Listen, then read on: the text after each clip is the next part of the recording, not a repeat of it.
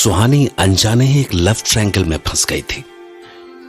हालांकि वो इस बात को समझ नहीं पा रही थी, और ऐसा नहीं था कि उसमें इतनी मामूली सी बात को समझने की समझ नहीं थी, पर दरअसल वो इस बात को समझने से ही इनकार कर रही थी। उसे एक बहुत अच्छा मौका भी मिला था जब वो इस बात को समझ सकती थी। ये मौका था तेज के दादा की बर्थडे पार्टी, क्योंकि वहां तेज तो था ही, रोहन भी आया हुआ था। पर सुहानी के कुछ समझ पाने के चांसेस के सामने रोहन की मॉम ने मुश्किलें खड़ी कर दी। दरअसल रोहन की मॉम अपने आप में इतनी उलझी हुई सी महिला थी कि उन पर से ध्यान हटाना मुश्किल था। अपने स्कूल डेज में सुहानी ने रोहन की जिस मॉम को जाना था, वो हमेशा गरीबी से झुंझलाई हुई दिखती थी, सारे जमाने से चिढ़ी हुई। वो सुंदर तो तब भी दिखती थी, पर तब उनका चेहरा थका और मुरझाया हुआ सा लगता था। पर अब इतने सालों बाद वो पहले से बहुत सुंदर दिखने लगी थी, और पहले की सस्ती ड्रेसेस की जगह आज उनके बदन पर खूबसूरत ब्लैक डिजाइनर गाउन और उसके ऊपर फरी क्रीम जैकेट साफ दिखा रहा था कि उनकी फाइनेंशियल हालत में जमीन आसमान का फर्क आ चुका है। पर उनकी इस बदली हुई हालत का एक रिजल्ट और था कि वो अब बड़ी बनावटी और मनी माइंडेड लगती थी। और इससे भी बड़ी बात यह थी कि अब अपने नए पैसे वाले पति को पाने के बाद वो पैसों के पीछे इस कदर भागने लगी थी कि उन्हें अपना बेटा रोहन अब पैसे कमाने की मशीन दिखने लगा था। इसलिए वो सुहानी से मुस्कुराकर बात तो कर रही थी, पर साफ दिख रहा था कि वो अपने बेटे रोहन का सुहानी से पीछा छुड़ाना चाहती थी। और चूंकि रोहन इस बात को समझ रहा था, इसलिए उसने अपनी मॉम के सामने तेज वाली बात जुबान पर आते आते रोक ली। इट्स रॉन्ग रोहन, तुम आंटी के साथ हॉस्पिटल में आए और मुझसे मिलवाया भी नहीं। वो मैं मिलवाने ही जा रहा था, बट तभी मिस्टर तेज दिख गए वहां। तो गॉश, उसी वक्त तो तेज ने किस किया था मुझे। इसने वो सब देखा होगा। Shit shit shit. अरे रोहन, तू भी ना, यहाँ खड़ा खड़ा क्या कर रहा है? सुहानी से तो बातें होती ही रहेंगी। कम कम इधर आना। अरे मैं तेरी मुलाकात एक बड़े जबरदस्त आदमी से करवाती हूँ। आना। वो देख वो देख, पता है कौन है वो? शहर का सबसे बड़ा। अरे mom, okay okay, I am coming. Suhani, see you in a minute. Yeah go please. यार कहाँ फंस गई मैं? किसी को भी तो नहीं जानती हूँ मैं। यहाँ सब पैसे वाले लोग हैं। क्या करूं अब यहाँ खड़े खड़े? फोन पे गेम खेल लेती हूँ कुछ देर। हाँ हाँ, ये क्या? गेम्स अनलॉक क्यों नहीं हो रहे? पक्का भाई ने पासवर्ड बदल दिए होंगे। ये भाई ना एक दिन के लिए घर पर क्या आया, सब कुछ बदल कर रख दिया। अरे यार, गेम्स भी कोई सीक्रेट चीज है जो। Hey, what are you doing? फिर चौंका दिया ना। ओह सॉरी, मैं ऐसे भाग के आया ना, तो ध्यान ही नहीं रहा कि you lost in something. वैसे लग रहा है कि भाग के आए हो। हाँ, मॉम ना यार पीछे ही पड़ जाती है। बहुत ब्यूटीफुल लगने लगी है ना आंटी। हाँ, एक और शादी कर ली है ना उन्होंने। एक और शादी? या her current husband is quite rich, इसलिए अजीब से बिहेव करती है कभी कभी। अजीब सा क्या? She talks so sweet.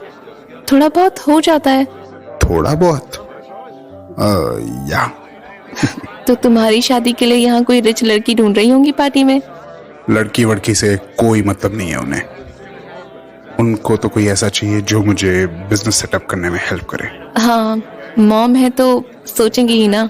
हाँ, तभी तो बहुत कोशिश की उन्होंने इस पार्टी में एंट्री के लिए, क्योंकि यहाँ तो सब अल्ट्रा रिच ही मिलेंगे, और कोई फंस गया तो काम बन जाएगा उनका। Like to have one? Gosh, तुम अभी भी खाती हो ये कैंडीज? यस, 1 रुपए की 6 आती थी ना तब। अब 1 आती है। तुम कुछ भी नहीं भूली। वाई? वो दिन भूलने लायक थे क्या? No, never. तो sweet memories. Give me one. Want to feel that taste. लो ना, बहुत सारी रखती हूँ पर्स में। What a taste. हाँ, लुकिंग सो स्वीट, बिल्कुल इन कैंडीज की तरह। स्कूल डे जैसा क्यूट लग रहा है, बिल्कुल इनोसेंट सा, डेस्परेट सा, ब्लू कलर की गवर्नमेंट स्कूल की यूनिफॉर्म वाले शॉर्ट्स पहने हुए। साइकिल भगाकर मेरे स्कूल के पास वाले पार्क आने वाला क्यूट सा लड़का मुझसे मिलने आता था, तब कैसे पसीने में नहाया रहता था बेचारा। Hey, where are you lost? अब कहीं नहीं, उन्हीं स्कूल डेज में खो गई थी। तुम्हारी वो रेड साइकिल अभी भी है? हाँ, तुम्हें उसी पे तो बिठा के फेस्ट पे ले गया था ना मैं एक बार। मॉम तो जाने पता नहीं कब उसको बेच ही देना चाहती थी, पर मैंने उसको अपने एक फ्रेंड के घर पर ले जाके रख दिया और मॉम को बोल दिया कि वो खो गई। उसको कैसे बिकने दे सकता था मैं? कितना वक्त हो गया ना, फ्रेंड के यहाँ खुले में धूप बारिश में पड़ी पड़ी बर्बाद हो गई होगी अभी तक तो, पर वो मेरी मेमोरी है। किसी दिन फिर उसे रिपेयर कराऊंगा, न्यू पेंट, न्यू सीट, फिर से चलाऊंगा उसे। तुम यूएस जाके भी नहीं बदले ना? और तुम बदल गई क्या? वही फ्रूटी कैंडीज खाती हो अभी भी? जब तुम मुझ पे कोई एहसान कर देती थी तो मैं यही पिंक हार्ट वाली फ्रूटी कैंडी देता था तुम्हें। मैं बस वही एफोर्ड कर सकता था ना तब, बट यू नो तुम्हारा वो सब, जो तुमने किया मेरे लिए, मैं वो कभी उतार नहीं सकता, कभी नहीं। In fact I don't want to return that. कभी कभी भूख से मेरा पेट दुख रहा होता था और मेरी आंखों में आंसू होते थे। लंच आवर में सब बच्चे अपनी टिफिन खा रहे होते थे, पर कभी किसी को मेरे वो आंसू नहीं दिखे, सिर्फ तुम्हें दिखे। याद है तुम फर्स्ट डे जो मेरे पास अपना टिफिन लेके आई थी? I just can't forget that moment. वो मेरी लाइफ का अब तक का सबसे अच्छा मोमेंट था। यू नो, उसके बाद इन आंखों में कभी आंसू नहीं आए। जब भी कोई बुरा मोमेंट आता या मैं कमजोर पड़ने लग जाता, तुम्हारे उस चमचमाते हुए टिफिन को याद कर लेता। और मुझे जब एग्जाम टाइम में कुछ समझ में नहीं आता था ना, तो मैं तुम्हारा चेहरा याद कर लेती थी।